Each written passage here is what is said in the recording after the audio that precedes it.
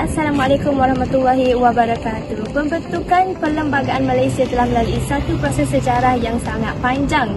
Kebanyakan Perlembagaan Persekutuan mengandungi amalan yang diwarisi sejak zaman penjajah lagi, kecuali peruntukan berkenaan dengan pentadbiran, parlimen dan juga kewarganegaraan. Dalam konteks ini, unsur-unsur tradisi sebenarnya telah wujud sejak ratusan tahun yang lalu sebelum pembentukan perlembagaan pada tahun 1957.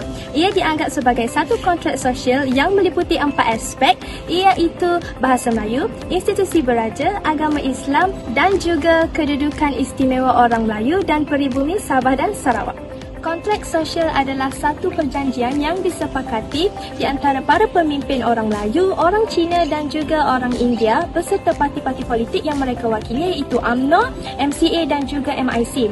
Sebenarnya ia bukanlah satu paksaan orang Melayu terhadap bangsa lain, tetapi menunjukkan satu toleransi antara orang Cina, India terhadap orang Melayu dalam mengiktiraf hak-hak orang Melayu dan juga suku peribumi lain di Malaysia.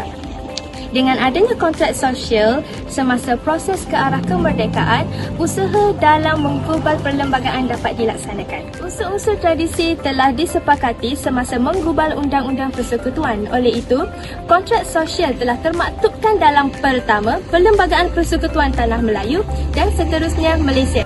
Jadi, marilah kita selami 4 unsur-unsur tradisi yang terdapat dalam Perlembagaan Persekutuan.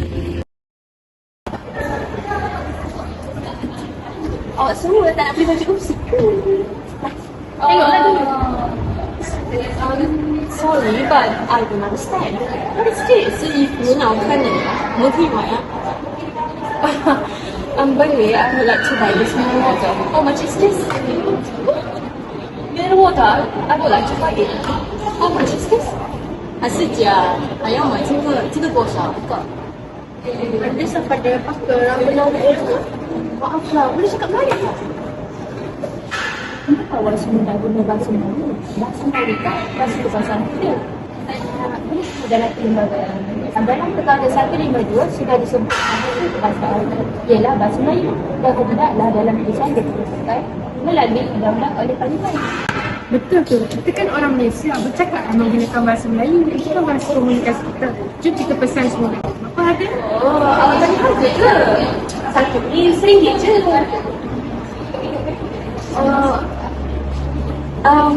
Kita tak boleh cakap bahasa selain daripada bahasa Melayu ke?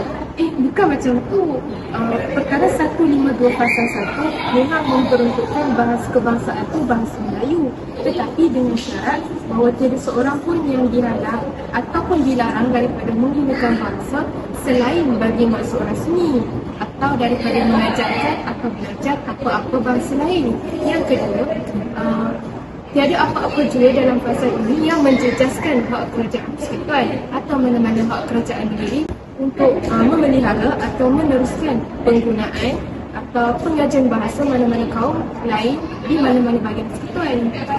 Tambahan pula, dalam perlembagaan ini, dalam perkara 152 pasal 2 menyebutkan walau aku pun menggunakan pasal 1 selama tempoh 10 tahun sampai hari mereka dan selepas itu sehingga diperuntukkan selainnya oleh Parlimen, bahasa Inggeris boleh digunakan dalam kedua-dua majlis Parlimen di dalam Dewan Undangan tiap-tiap negeri dan bagi segala maksud rasmi yang lain. Jadi macam Nak beli ke tak? Nak? Okey, RM1. Terima kasih. Nanti tengok baju tu kamu semua tahu tak Menjelang 31 Januari tahun hadapan, Sultan Johor akan ditambahkan menjadi Yang di-Pertuan Agong. Tapi kan, bukan Malaysia dah ada Yang di-Pertuan Agong ke? Kenapa kita perlu lantik yang baru pula? Saya tak faham lah. Begini, di Malaysia ada sistem pemerintahan beraja. Dan kalau kamu semua nak tahu, ini merupakan salah satu unsur tradisi dalam perlembagaan. Yang di-Pertuan Agong merupakan Ketua Negara Malaysia dan ada beberapa perlembagaan. Manakala Raja ialah Ketua Negeri. Yang di-Pertuan Agong mempunyai kuasa dalam bidang SOP nombor 2 tahun 2009, Badan Perundangan Persekutuan dalam perkara 45 dan Badan Kehakiman dalam perkara 121. Tetapi dalam mengikut perlembagaan, kuasa eksekutif itu diberikan kepada jemaah menteri. Raja merupakan Ketua Agama Islam bagi negeri masing-masing dan YDKA merupakan Ketua Agama Islam bagi negeri Pulau Pinang dan Melaka. Oh, jadi macam tu. Bagaimana pemilihan YDKA dijalankan di Malaysia ya? Begini, pemilihan YDKA dijalankan oleh Raja-Raja dalam kalangan 9 Raja-Raja Melayu dalam kaedah perlembagaan. Oh, saya jumpa 2 perkara yang ditulis dalam perlembagaan tentang syarat pemilihan YDKA. Menurut perlembagaan perkara 32/3, YDKA hanya dipilih untuk menyandang jawatannya selama 5 tahun sahaja. Maksudnya Raja-Raja boleh bertindak untuk berbicara dalam soal pemilihan YDKA. Yang di-Ketua Negeri Pulau Pinang, Melaka, Sabah dan Sarawak tidak boleh menjadi ahli majlis Raja-Raja dalam soal pemilihan YDKA. Oh, jadi macam tu rupanya.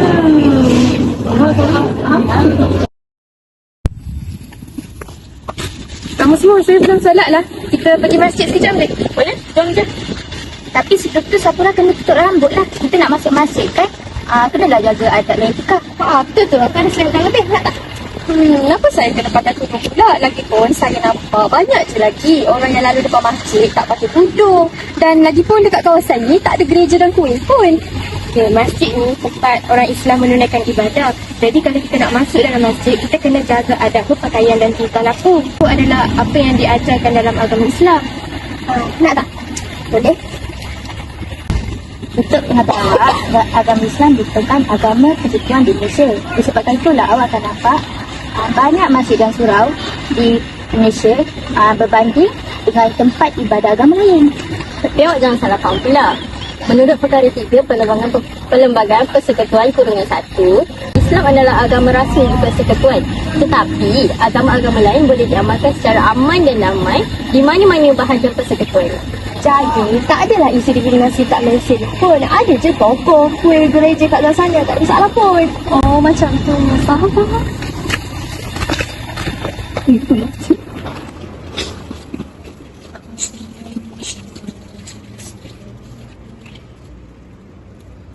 Ya Lisa pernah baca. Oh, itu Al-Quran. Kitab yang menjadi rujukan kami. Tapi kan, kenapa agama Islam ni menjadi agama rasmi persekutuan negara Malaysia, sedangkan dekat sini banyak lagi bangsa lain macam China, India dan sebagainya? Okey, macam ni. Asalnya negara kita ni adalah tanah Melayu. Sebelum mencapai kemerdekaan, para sultan lah yang menjadi ketua agama Islam di negeri-negeri mereka. Orang Cina dan India tu dibawa oleh penjajah. Jadi asalnya tanah Melayu ini menganuti agama Islam. Sampailah ke hari ini. Menurut perkara 3/2, kedudukan raja sebagai ketua agama Islam di negeri ini. Untuk negeri Melaka, Pulau Pinang, Sabah dan Sarawak memang hendaklah membuat peruntukan untuk memberi kedudukan Yang di-Pertuan Agong sebagai ketua agama Islam di negeri itu. Sebab mereka tiada raja.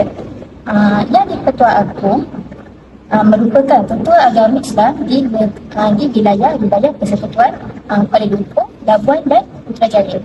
Oh, macam tu rupanya. Baru saya faham. Awak semua nak sambung belajar di universiti mana? Yuran untuk jurusan saya ni mahal lah. Risau pula nak sambung belajar. Kenapa awak tak pilih Universiti Teknologi Merah? Kan yurannya murah sedikit. UiTM ni resis lah. Dia cuma pilih kemasukan hanya untuk orang Melayu dan Bumi Putra sahaja. Tapi Kenapa awak cakap macam tu? UiTM ni yuran je murah, tapi dia hanya memberi kemasukan hanya untuk orang Melayu dan Bumiputera, Sabah dan Sarawak. Tapi kalau kita tengok balik, ada je hasrat orang Cina dan orang India yang nak masuk belajar juga dengan kadar yuran yang murah sebab mereka ada juga daripada golongan P40. Saya rasa awak salah faham ni. UiTM bukanlah resis dengan orang bukan Bumiputera. Cuma kita kena faham lah berkaitan dengan asas perlembagaan dan juga sejarah UiTM tu terbentuk. Tapi kena mana ke dengan perlembagaan? Adalah, UiTM ni dibuka hanya untuk Bumiputera disebabkan dari sudut sejarah dan ia dimulakan pun demi membantu kaum Bumiputera yang agak ketinggalan pada masa itu. Kita pun ada perkara 153 Perlembagaan Malaysia memberikan Yang di-Pertuan Agong bertanggungjawab untuk menjaga keistimewaan Melayu dan Bumi Asia. Diwakilkan bersama dan dan berkuasa memiliki lain dan seterusnya menentukan cara untuk melakukannya. Contohnya, mewujudkan kuota untuk masuk ke perkhidmatan negara, beasiswa awam dan pendidikan awam. Betul tu, kalau kita tengok dalam laman web pun, Akta 173 ni dia memperuntukkan YDPA sebagai Chancellor melalui Seksyen 19A. 2. Peruntukan ini tidak bersifat sendirian kerana ia perlu dilihat bersama Seksyen 1A yang menyatakan UiTM ini ditubuhkan menurut dan mengikut Artikel 153 Perlembagaan Persekutuan. Dalam Artikel 153 yang menjadi teras Bumiputera UiTM jelas menyatakan tanggungjawab Perlembagaan YDPA untuk memelihara kedudukan istimewa kaum Melayu dan anak-anak negeri Sabah dan Sarawak serta kepentingan sah kaum yang lain. Jadinya kita perlu faham betul-betul lah. Sebenarnya tiada isu resis pun dalam hal ni. Oh, ya ke macam tu? Okey lah, baru saya faham. Jadi korang nak masuk je dengan ni? UiTM lah. Upsi lah. Kita sudah melihat babak-babak tentang unsur-unsur tradisi dalam perlembagaan persekutuan di negara kita. Seperti yang anda lihat, perlembagaan persekutuan di negara kita merangkumi peruntukan-peruntukan seperti bahasa Melayu, institusi beraja, agama Islam dan hak kedudukan istimewa orang Melayu serta Bumiputera, Sabah dan Sarawak. Ini adalah serba sedikit contoh perlembagaan persekutuan di Malaysia. Kontrak sosial di Malaysia lebih merujuk kepada permuafakatan dan perkongsian hidup secara bersama, secara aman dan harmoni antara penduduk dalam masyarakat majmuk di negara kita. Kontrak atau perjanjian tidak boleh diubah oleh satu pihak sahaja. Semua yang terlibat dalam perjanjian ini mesti bersetuju dengan mana-mana pindaan ataupun perubahan. Apatah lagi, kontrak sosial di Malaysia telah diinstitusikan dengan menyuratkan ke dalam Perlembagaan Persekutuan. Sekian sahaja daripada kami. Terima kasih.